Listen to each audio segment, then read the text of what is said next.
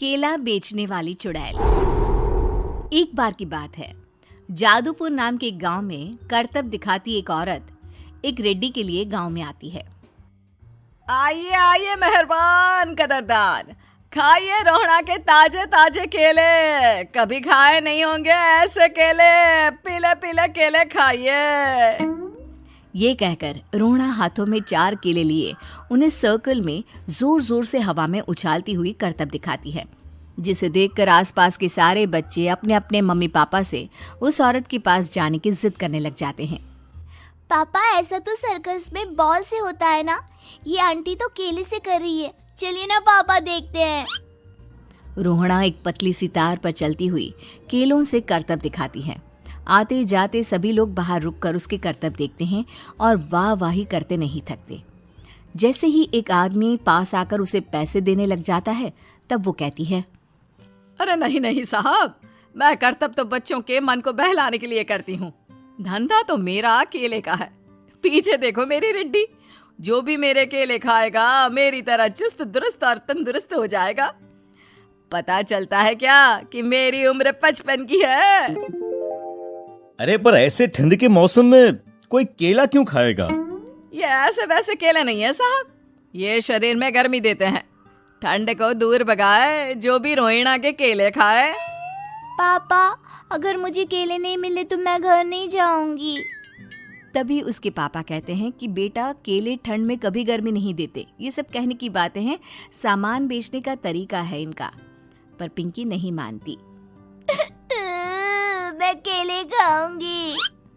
पिंकी की जिद के आगे नत्थू हार जाता है और उसे केले खरीद कर दे देता है। पिंकी खुश होकर केले घर ले आकर खाती है। अब मैं भी करतब करूंगी, कितना मजा आएगा। जादुई केले। पिंकी पहला केला खत्म भी नहीं करती कि वो बेहोश हो जाती है। दूसरे केले से एक काला धुआं आता है और रोहना चुड़ैल बनकर बाहर निकल आती है।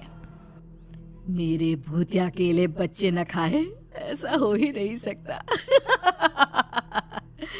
जादूपुर वालों, कब तक बचोगे? आ गई हूं मैं रोहना, जिसका कोई नहीं कर सकता सामना। रोहना पिंकी को गोद में उठाकर काले धुएं में कहीं गायब हो जाती है। शाम के वक्त नत्थू घर लौटता है और पिंकी को घर में ना पाकर उसकी माँ से कहता है, माँ पिंकी कहाँ है? अरे बेटा, उसे तो तू सुबह करतब दिखाने ले गया था ना, फिर कहाँ वापस आए तुम दोनों? मुझे लगा तू उसे अपने साथ मंडी ले गया होगा। हे भगवान, मेरी बच्ची कहाँ गई? मैं उसे घर ही तो छोड़कर गया था माँ। नत्थू गांव के घर कोने में अपनी बेटी को ढूंढता है, पर उसे वो कहीं नहीं मिलती। परेशान होकर आके रो रो कर नत्थू हिम्मत हार कर घर लौट आता है। अगली सुबह रोहना फिर से करतब दिखाने आती है और इस बार पिंकी की तरह रोनी केले खरीद लेता है। 50 रुपए दिए थे पापा ने, सारे पैसों के मैंने केले खरीद लिए हैं। अब मैं भी आंटी की तरह ही करतबबाज बन जाऊंगा। यही सोचते हुए रोनी केले खाता है और पहला अकेला केला आधा खत्म भी नहीं करता कि चुड़ैल उसके सामने आ जाती है। मेरे साथ चलने का समय आ गया है रोनी। ये तो बस शुरुआत है। अब इस गांव के सारे बच्चे धीरे धीरे मेरे कब्जे में होंगे, एक बच्चा भी नहीं बचेगा। ये कहकर रोनी को गोद में लेकर काले धुएं में अदृश्य हो जाती है। इसके बाद हर रोज गांव में से कोई ना कोई बच्चा गायब होता, पर ऐसा क्यों हो रहा है किसी को भी समझ में नहीं आ पा रहा था। रोज की तरह अपनी बेटी पिंकी की तलाश में नत्थू गांव के एक तालाब के पास बैठा रो रहा था। कहाँ गई मेरी पिंकी? शकुंतला के जाने के बाद एक वही तो मेरा सहारा थी। अरे उसकी आत्मा कोस रही होगी मुझे कि मैं अपनी बच्ची को संभाल भी नहीं पाया। नत्थू ये कहता हुआ रो ही रहा था कि तभी तालाब में से उसे शकुंतला की आवाज सुनाई देती है। कहाँ थी तुम शकुंतला? हमारी बच्ची और सारे गायब हुए बच्चे रोहना के कब्जे में हैं। वो बच्चों को जो केले देती है उससे बच्चे बेहोश हो जाते हैं और उसके कब्जे में आ जाते हैं और वो उन्हें ले जाकर काली दुनिया में ले जाती है। पर वो ऐसा क्यों कर रही है? ये मैं नहीं जानती, पर उस दुनिया का रास्ता मैं आपको बता सकती हूँ। जहां ये नदी खत्म होती है वहां एक केले का पेड़ है, उसके नीचे एक दरवाजा है, वहीं से रास्ता जाता है उस दुनिया का। ये कहकर शकुंतला की आत्मा गायब हो जाती है। गांव के सभी लोग झुंड बनाकर उसी रास्ते से काली दुनिया में चले जाते हैं और वहां देखते हैं कि सारे बच्चे वहां काम कर रहे थे। पापा मुझे ले चलो यहाँ से। पापा पापा।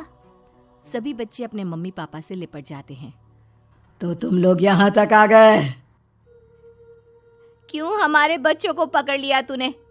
तुझे शिकार ही बनाना है तो ले, हम सब आ गए हैं, हमें खा ले। नहीं, मुझे बच्चे चाहिए, मेरे बच्चे के बदले तुम लोगों के बच्चे। क्या मतलब? मैं इसी गांव में रहने वाली एक औरत थी। केले की चोरी के इल्जाम में मेरे बेटे को गांव वालों ने इतना मारा कि वो मर गया। उसी दिन मैंने ठान लिया कि गांव वालों का भी वही हाल करूंगी। कुछ दिन बाद बेटे के चले जाने के दुख में मैं भी मर गई और मेरी भटकती आत्मा एक चुड़ैल बन गई। और फिर मैंने बदला लिया तुम सबके बच्चे छीनकर। बर्दाश्त नहीं कर पाए ना, सोचो मुझ पर क्या बीती होगी। हमें माफ कर दो रोना, पता नहीं ये किसकी गलती थी पर हम सभी माफी मांगते हैं। हमारी खुशियां लौटा दो, तुम भी तो एक माँ हो। गांव वालों की बात सुनकर रोना का मन पिघल जाता है और वो बच्चों को छोड़ देती है। उसके बाद काली दुनिया बच्चों के लिए जादुई दुनिया बन जाती है। अब कोई भी कभी भी वहां आ जा सकता था।